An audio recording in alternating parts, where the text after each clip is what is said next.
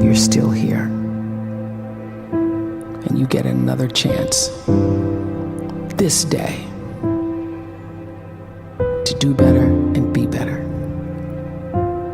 Another chance to become more of who you were created and what you were created to fulfill.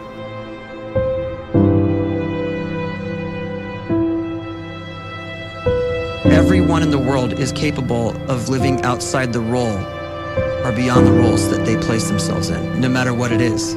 You're not just a dad, you're not just a banker, you're not just a brother or a son or a convict. It doesn't matter. Like, everyone is bigger, much bigger, infinitely bigger than the roles they place themselves in, and is capable of reaching potential greater than anything they could imagine.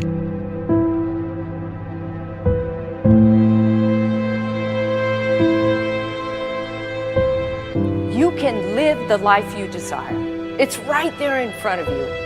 But in order to achieve it, you must first see it, then believe it, and then you must graciously ask and train your brain to help you execute your vision.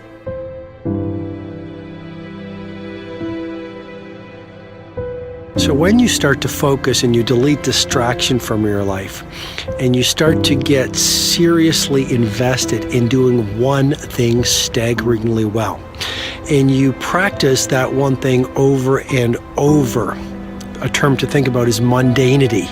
You do one simple, seemingly insignificant thing every day around your main skill, and it's very mundane, but small daily improvements over time lead to world-class results.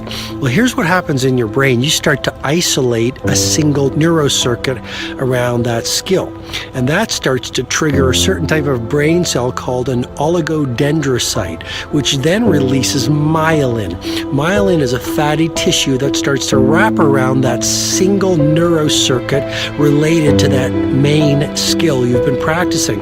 And when myelin starts to wrap around the brain circuit, what happens is you have accelerated learning times, you can see more quickly, heightened perception, and you'll learn more quickly. And that is really the quote-unquote secret of the great producers. It's not a result of some natural gift, but their daily practice, their relentlessness and their grit, their work ethic, and their singular focus and sacrifice.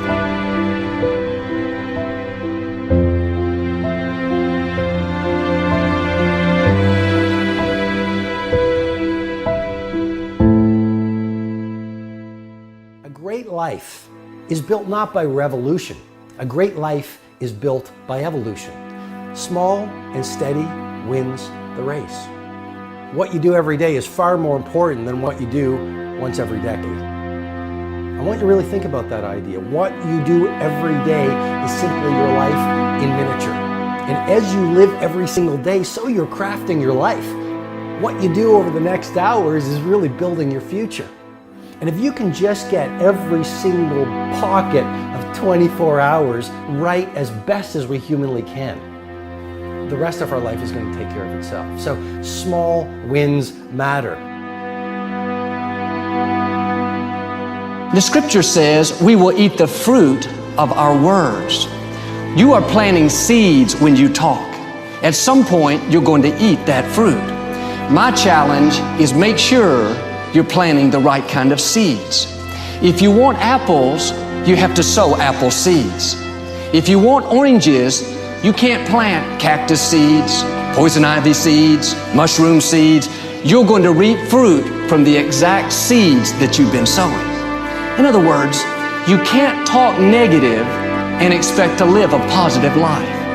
You can't talk defeat and expect to have victory. You can't talk lack, not enough, can't afford it, never get ahead, and expect to have abundance. If you have a poor mouth, you're going to have a poor life. If you don't like what you're seeing, start sowing some different seeds.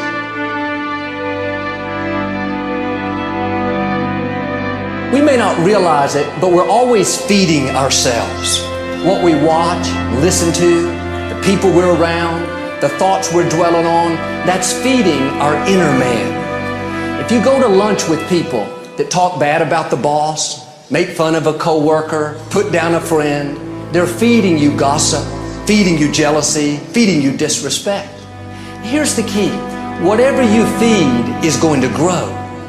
You may not like what they're feeding you. You're a nice person, but if you continue to hang around them, before long, you'll be gossiping, you'll be critical, you'll be disrespectful. Why? Because you kept feeding the wrong things. If you're always feeding negative thoughts, thinking, I'll never get well, I'll never meet the right person, you're feeding doubt, feeding mediocrity, feeding fear. If you know exactly what you want to be, you need to spend as much time with people that are actually that already.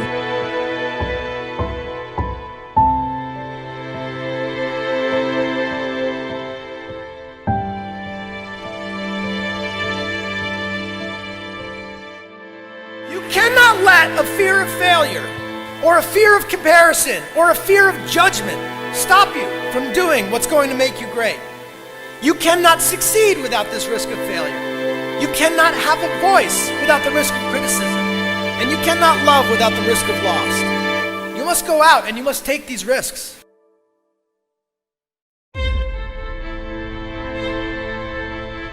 You don't have the time to waste time, because time doesn't wait till you discover your purpose. If you don't know why you was born, time is still moving. And if you discover your purpose at 90 years old, it's too late.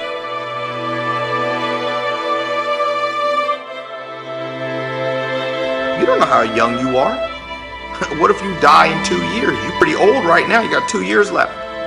And if you're 50 years old and you're feeling discouraged, well, remember the advice about planting a tree. When's the best time to plant a tree? 20 years ago or today? So if you're 50 and you feel like life left you behind, well, get started right now. Better late than never. Better late than never. Don't think about time and age so much. It gets people distracted. When the whole world's distracted, you be focused.